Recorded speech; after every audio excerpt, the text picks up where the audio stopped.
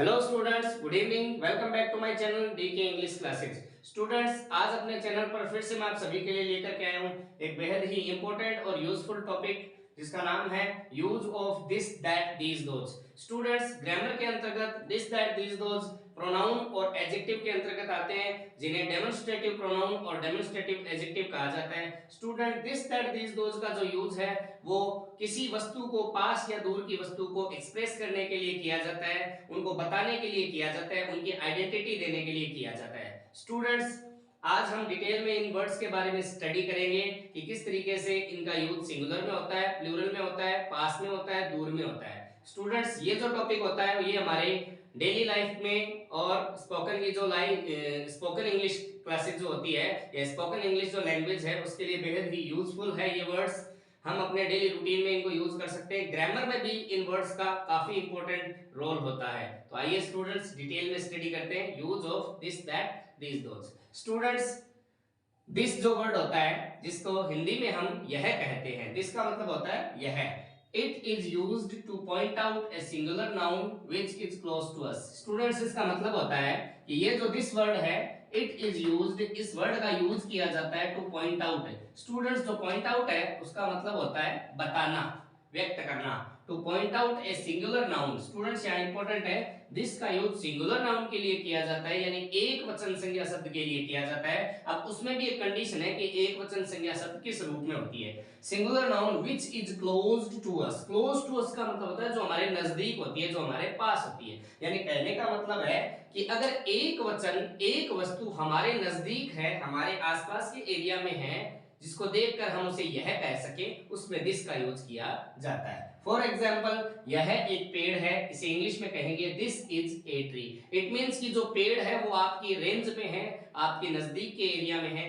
जैसे मेरे हाथ में ये एक मार्कर है, इसे मैं इंग्लिश में कह सकता हूं यह एक मार्कर है, तो इसे इंग्लिश में मैं दिस की हेल्प से कह सकता हूं दिस इज ए मार्कर। तो स्टूडेंट्स, कोई भी चीज जो एक होती है और वो आपके नजदीक होती है, आपके क्लोज होती है, आप उसे दिस के द्वारा एक्सप्रेस कर सकते हैं। और भी बहुत सारे एग्जांपल आप इसके द्वारा बना सकते हैं। स्टूडेंट्स, उसके बाद में दिस के बाद अगला हमारा वर्ड है वो है दैट। स्टूडेंट, जो दैट है वो दिस का ऑपोजिट है। स्टूडेंट्स, दिस का यूज पास की एक वचन के लिए किया जाता है, सिंगुलर के लिए किया जाता है। इन द सेम वे, बिल्कुल वैसे ही दैट का यूज जो है वो एक वचन संज्ञा शब्द के लिए ही होता है, लेकिन वो वस्तु दूर होती है। इसका हिंदी में अनुवाद होता है वह।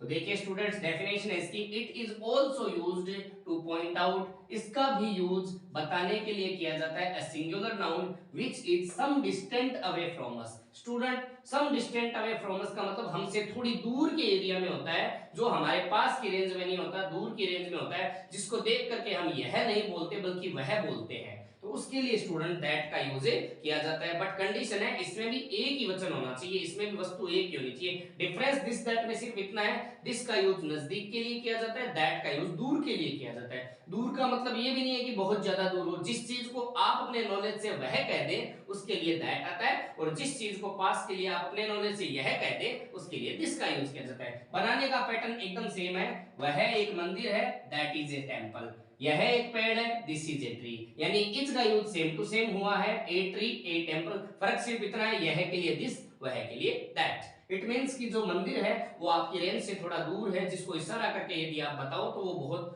दूर लगता है, आपको ऐसा लगता है कि उसके लिए यह कहना सही नहीं है। ओके स्टूडेंट्स, तो ऐसे वह एक मंदिर है, दैट इज अ टेंपल। ऐसे कई एग्जांपल हम बना सकते हैं। अगर कोई आपसे दूर पक्षी होता है तो आप कह सकते हैं वह एक पक्षी है, दैट इज अ बर्ड। वह एक पेड़ है, दैट इज अ ट्री। वह एक आदमी है, that is a man. Students, इस तरीके से आप और भी कई एग्जांपल से सेंटेंसेस बना सकते हैं। ओके स्टूडेंट्स, अब बात करते हैं थर्ड वर्ड की। स्टूडेंट्स, हमारा दिस दैट के बाद में अगला जो वर्ड है वो है दीज। दीज भी दिस दैट की कैटेगरी का वर्ड होता है। ये भी प्रोनाउन और एडजेक्टिव दोनों ही रूपों में यूज होता है। यहाँ पे दीज जो है वो दिस का प्लूरल फॉर्म है, प्लूरल रूप है। यानी दिस का मतलब यह होता है, तो दीज का मतलब हिंदी में ये होता है। ये स्टूडेंट्स यूज कहाँ किया जाता है देखते हैं। It is used to point out. इसका यूज बताने के लिए किया जाता है plural nouns. Yes students, important बात ये है कि ये प्लूरल नाउन्स के लिए किया जाता है, यानी बहुवचन संज्ञा शब्द के लिए किया जाता है। प्लूरल नाउन बहुवचन का मतलब एक से ज्यादा, उसके लिए यूज किया जाता है। Which are close to us. देखिए स्टूडेंट, जिसमें भी हमने पढ़ा था कि which is close to us, जो हमारे नजदीक हो, और दीज में भी हम पढ़ रहे हैं which are close to us. Are इसलिए लगा है क्योंकि ये जो दीज होता है वो एक के लिए यूज नहीं होता, ज्यादा के लिए यूज होता है, इसलिए which are close to us. यानी कहने का मतलब है कि दीज वर्ड जो है उसका मतलब हिंदी में होता है ये, और ये हम कब यूज करते हैं, जब हमारे पास हमारे नजदीक के एरिया में एक की जगह ज्यादा चीजें होती है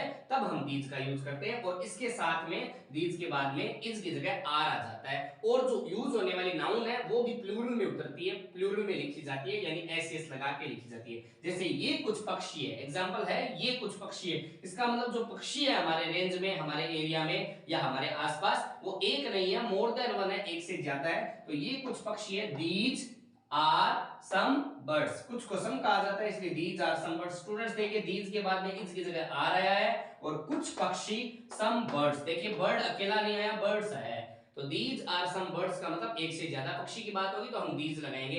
ऐसा बिल्कुल भी नहीं होगा कि एक से ज्यादा चीज है उसके लिए हम दिस लगा दें और एक चीज है उसके लिए हम दीज लगा दें, ऐसा बिल्कुल नहीं होगा। यदि मेरे पास एक मार्कर है तो मैं दिस का यूज करूंगा, दिस इज ए मार्कर, और मान लीजिए कि मेरे पास मार्कर एक की जगह दो है और ये मेरे पास में ही है, तो मैं इसके लिए दिस नहीं लगाऊंगा, मैं इसके लिए दीज लगाऊंगा, दीज आर टू मार्कर्स हो जाएगा। ओके स्टूडेंट्स, तो आपके ये समझ में आ गया होगा। ऐसे कई एग्जांपल्स हम बना सकते हैं, जैसे ये पंखे हैं, दीज आर फैन्स, ये मार्कर्स है, दीज आर मार्कर्स, ये दो लड़के हैं, दीज आर टू बॉयज, ये पांच कुर्सियां हैं, दीज आर फाइव चेयर्स। ऐसे स्टूडेंट्स हम मोर देन वन की बात जब भी अपने नजदीकी एरिया में करेंगे तो हम दीज का यूज करेंगे और उसके साथ हेल्पिंग वर्ब के रूप में आर लगाएंगे और उस नाउन को प्लूरल फॉर्म में रख देंगे। ओके स्टूडेंट्स, आज का हमारा इस टॉपिक का लास्ट वर्ड है दोज, दीज के बाद में दोज। स्टूडेंट जो डिफरेंस दिस और दैट में था, इन द सेम वे बिल्कुल वैसा का वैसा डिफरेंस दीज और दोज में होता है। तो देखते हैं पहले दिस दैट में क्या डिफरेंस था। दिस और दैट दोनों एक वचन में यूज हो रहा था, लेकिन खाली डिफरेंस था दूरी का,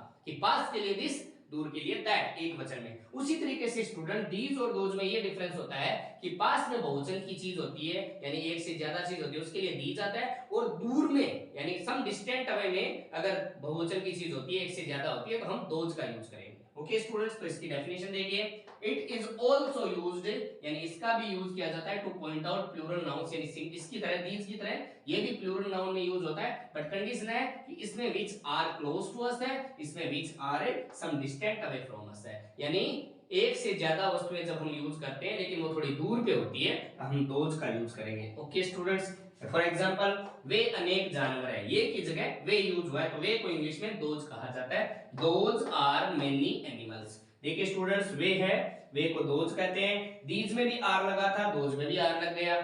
अनेक जानवर एक से ज्यादा है तो अनेक को मेनी कहा जाता है, जानवर एनिमल्स हो गया, एस लग गया यानी प्लूरल हो गया।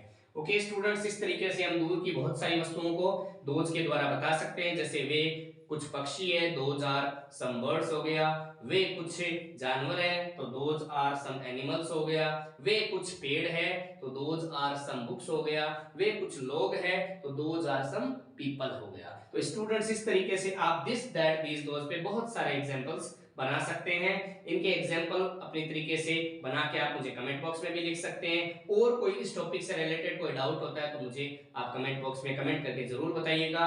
नेक्स्ट जो मेरा वीडियो होगा वो in this that these those के टॉपिक पे ही होगा, लेकिन किस तरीके से हम दिस दैट दीज दोज को इंटेरोगेटिव में कहें, नेगेटिव में कहें, यानी कैसे हम इनके क्वेश्चन पूछें, कैसे हम इसको नेगेटिव में कहें, ये चीजें भी मैं अपनी नेक्स्ट वीडियो में बनाऊंगा, आपके लिए लेकर के आऊंगा, ताकि आपका नॉलेज और ज्यादा एनहेंस हो सके, और ज्यादा आपका नॉलेज इंग्लिश का इंप्रूव हो सके। तो मुझे बताइएगा कमेंट करके कि आपको मेरी ये वीडियो कैसी लगी। उम्मीद करता हूं आपको वीडियो अच्छी लगेगी, आप इसे शेयर और लाइक जरूर कीजिएगा, और अगर आप मेरे चैनल पे अब तक नए हैं, आपने चैनल सब्सक्राइब नहीं किया है, तो please subscribe my channel. Thank you very much.